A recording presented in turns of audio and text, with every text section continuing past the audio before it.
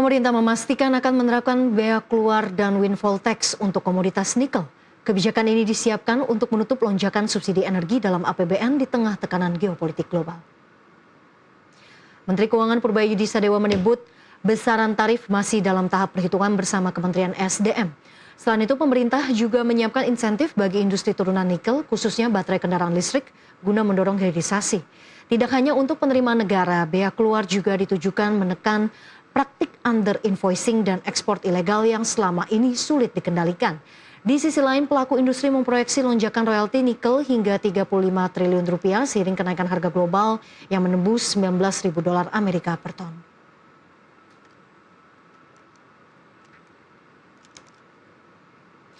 Kebijakan bea keluar dan windfall tax memang berpotensi menambah penerimaan negara di tengah tekanan fiskal, namun juga menimbulkan tekanan baru bagi industri nikel. Di tengah isu harga global dan pasokan bahan baku, seberapa kuat sektor ini dapat bertahan? Langsung saja kita akan membahasnya bersama Joko Widajatno, Dewan Penasihat Pertambangan Asosiasi Penambang Nikel Indonesia. Pak Joko, selamat pagi. Terima kasih sudah bergabung. Selamat pagi para pemirsa, selamat pagi Mbak Ellen. Ya, kita bahas soal sulfur nih Pak, karena ada gangguan rantai pasok global akibat konflik di Timur Tengah. Sejauh ini sudah seberapa serius dampaknya terhadap operasional smelter di industri nikel? Ya, sementara ini masih bertahan sampai dengan akhir Mei.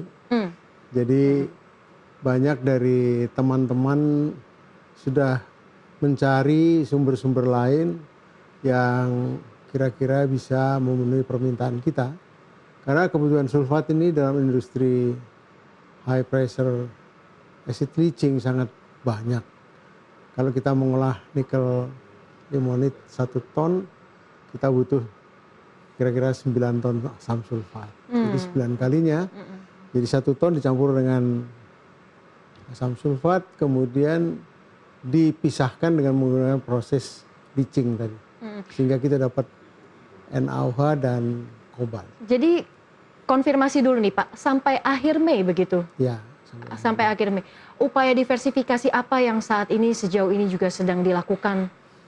Karena satu-satunya proses itu hanya menggunakan asam sulfat. Oke, jadi benar-benar asam sulfat ini menjadi satu-satunya, begitu? Kemudian kita mencari sumber-sumber yang bisa memberikan asam sulfat kepada Indonesia.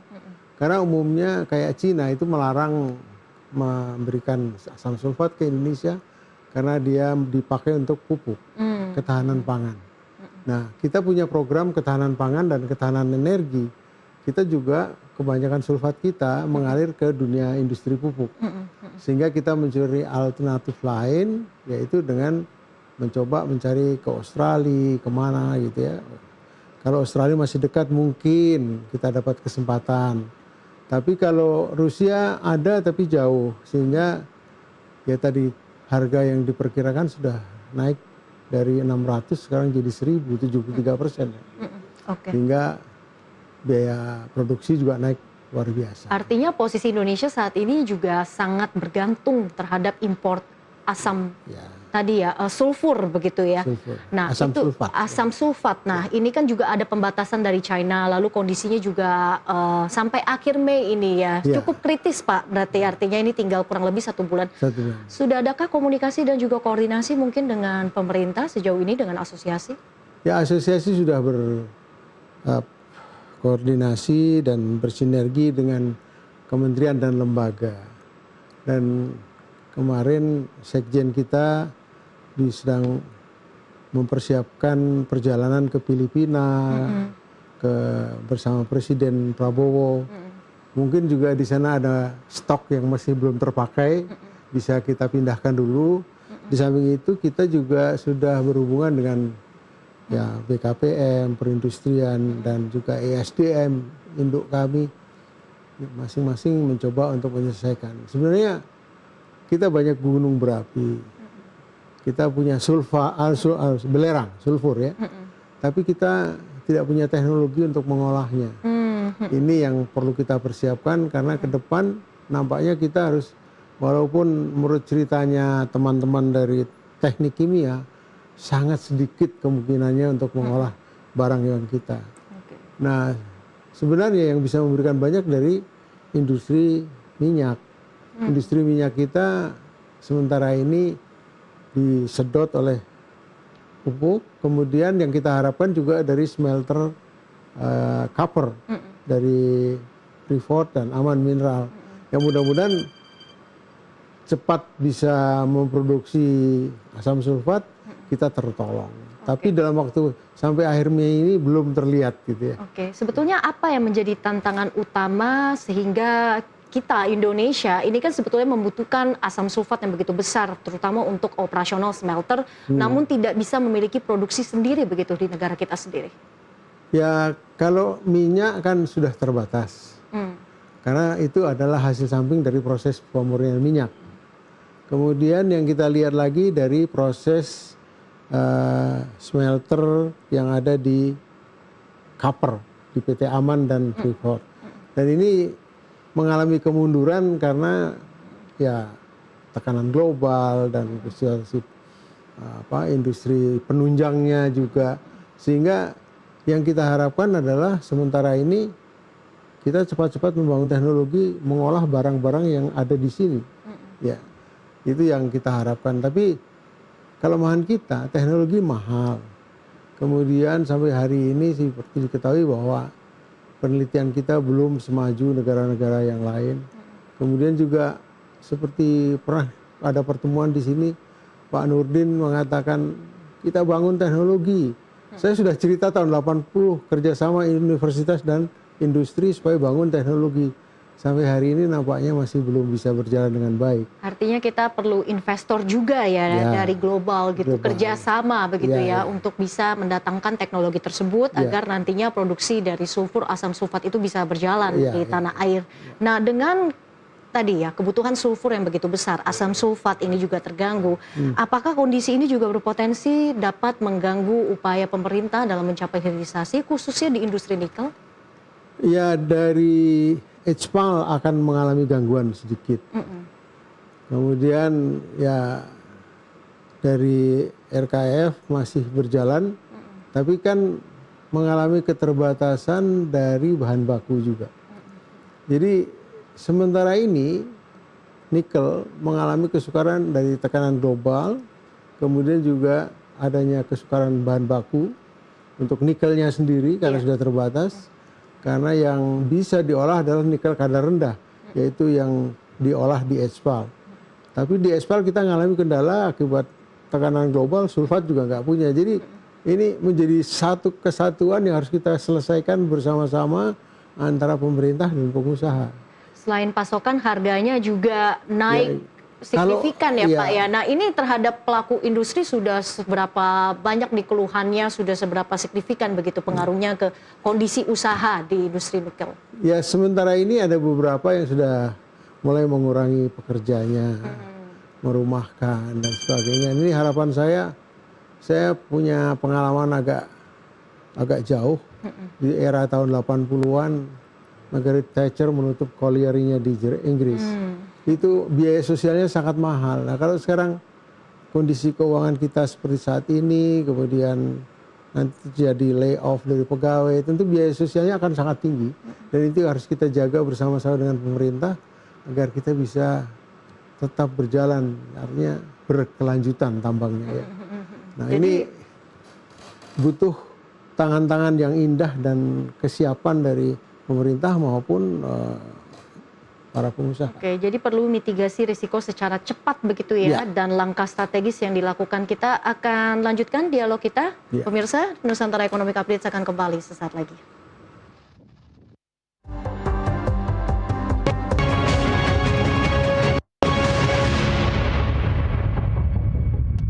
Anda kembali dalam segmen Industri 360, pemirsa, dialog bersama dengan Joko Widajatno, Dewan Penasehat Pertambangan Asosiasi Penambang Nikel Indonesia. Kita lanjutkan kembali. Pak Joko, tadi kan kita banyak membahas terkait impact yang telah terjadi akibat krisis pasokan ya, bisa kita katakan ya, untuk sulfur dan juga harganya ini naik. Jadi apakah bisa disimpulkan bahwa kondisi pelaku industri nikel ini sedang berada di mode survival?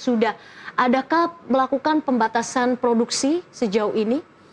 Ya, secara langsung sudah, itu sangat logis karena suplainya berkurang. Kemudian kita mencoba untuk mencari bahan baku dari nikel yang berada di Filipina. Maka Filipina akan dikunjungi oleh Presiden bersama Sekjen dan Ketua Umum kami untuk membicarakan kerjasama apa yang bisa kita bangun. Akan tetapi perlu diketahui bahwa Cina juga sudah mempunyai long term contract dengan Filipina, sehingga kita kebagian sangat kecil. Jadi ini yang perlu kita lakukan adalah bagaimana menemukan sumber-sumber yang bisa kita dapat dengan cepat. Nah, sementara ini ada harga nikel premium yang sangat mahal, tapi daripada tidak berproduksi, ya kita beli gitu kan, pengusaha. Nah, sayangnya antara asosiasi penambang dan smelter ini kan kerjasamanya ya sudah erat, tapi kita pada proses kesukaran mencari sumbernya, sumber artinya nikel untuk RKEF maupun untuk HPAL. Oke. Terhadap kondisi margin industri ini seberapa serius, Pak? Ya, kalau kita bicara margin, jadi ada rule of thumb bahwa pemotongan bahan baku di atas 15% akan terjadi suatu kolaps di industrinya. Nah, sementara ini kan kita berjalan sampai 31 Maret dengan RKAB lama.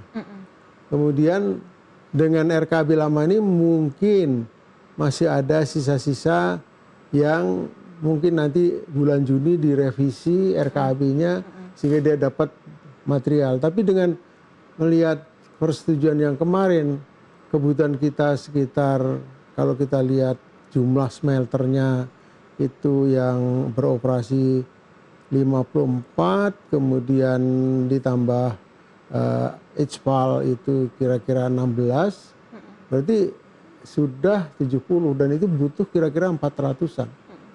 Nah, kemudian kita juga jadi berkaca ya Pak ya dengan krisis sulfur ini, kemudian juga kenaikan harga sulfurnya, belum lagi tadi ada tekanan dari sisi operasional. Apakah jadi memang diperlukan evaluasi begitu untuk roadmap pengembangan proyek hilirisasi pemerintah? Ya, sebenarnya sudah dievaluasi dan ada keputusan Menteri tahun nomor 340 2025 apa 26, saya lupa.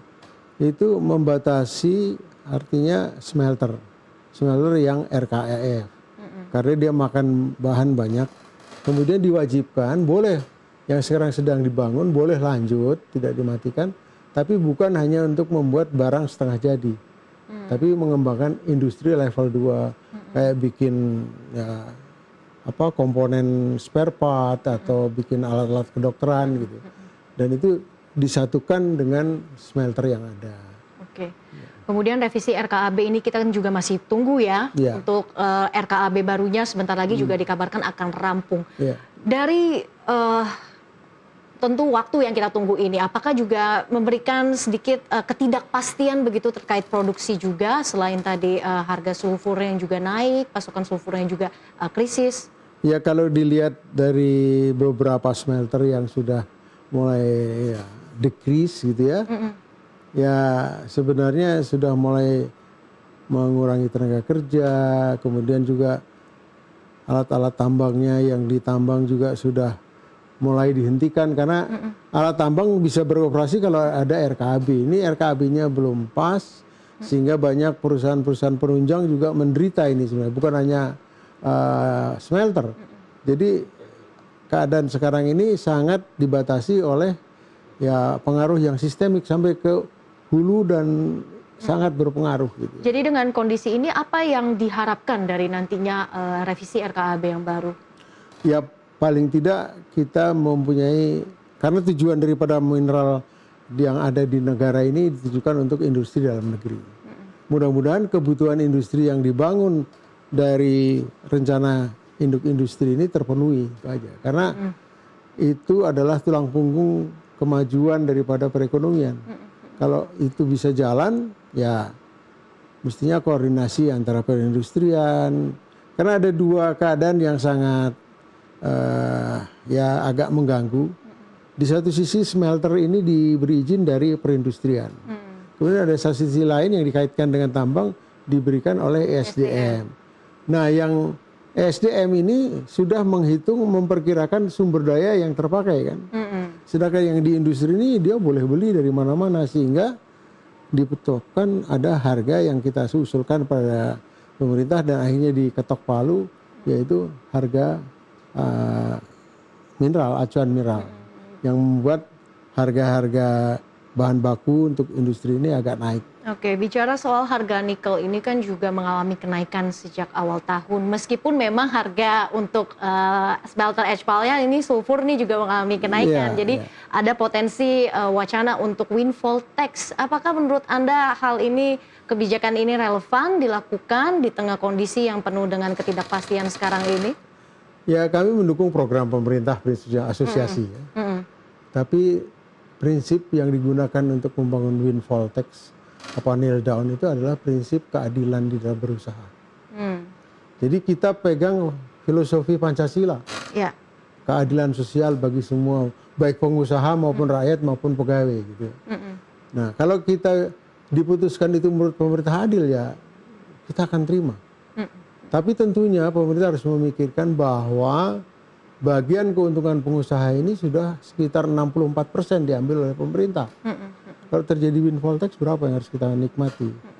Sehingga kita punya kewajiban untuk mengembalikan pinjaman pada bank, karena banyak pengusaha-pengusaha itu yang bank internasional, dan juga mengembalikan dividen kepada pemegang saham. Ini yang tidak mudah untuk diperhitungkan kalau itu terjadi windfall effect tadi. Oke, bukan hanya soal besarannya aja, Pak. Timingnya menurut Anda pas tidak dilakukan dalam waktu dekat ini? Ya, walaupun memang maksudnya untuk menambah penerimaan negara dari krisis energi.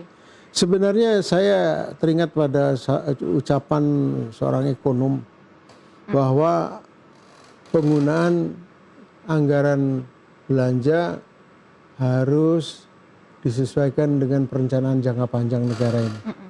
Sehingga kalau kita mengkaitkan harus ada prioritas. Nah, prioritas yang mana yang masih bisa ditahan, prioritas mana yang sudah tidak bisa ditahan. Karena kalau kita mengikuti semua kebutuhan, yang menjadi terbebani adalah pengusaha. Ya. Maka harapan saya kalau itu bisa dilakukan dengan prinsip keadilan dan Pancasila lah. Jadi kami yang bekerja dapat hak kami juga bayar kewajiban kami. Ya, kemudian ya cita-citanya APNI sederhana kok. Negara adidaya, pengusaha bahagia, rakyat sejahtera. Oke, baik. Terakhir mungkin Pak, singkat saja, kebijakan apa yang paling mendesak yang harus dilakukan agar industri nikel tanah air, ini operasional smelternya yang memang sudah cukup terganggu, ini bisa tetap kompetitif dan juga memiliki daya saing. Dan juga memberikan nilai tambah tentunya. Ya, sebenarnya payung utamanya adalah regulasi. Regulasi. Kalau regulasinya baik, pasti akan berjalan dengan baik. Kemudian juga jaminan berusaha. Di kita kadang-kadang ada kebijakan-kebijakan yang dibuat yang memutuskan usaha dihentikan. Dan itu dampaknya bukan kepada pengusahanya. Tetapi kalau sekarang di tambang ada 1.000 orang, kemudian ada menyewa alat berat dan sebagainya, dampaknya kan sangat masif terhadap seluruh komponen yang ada di perusahaan itu. Baik, terima kasih sekali lagi Bapak Djoko Widajatno, Dewan Penasehat Pertambangan Asosiasi Penambang Nikel Indonesia, APNI, sudah bergabung bersama kita pada pagi ini. Sehat dan sukses selalu. Terima kasih Mbak Ellen, pemirsa, dan Net TV. Terima kasih. Dan pemirsa, dialog tadi juga sekaligus menjadi penutup perjumpaan kita hari ini. Ekonomi bukan sekedar angka, tapi nafas kehidupan kita semua. Dari pasar tradisional hingga industri digital. Dari rakyat kecil hingga kebijakan besar, semua saling terhubung. Salam Gracia, pamit undur diri. Terima kasih dan sampai jumpa.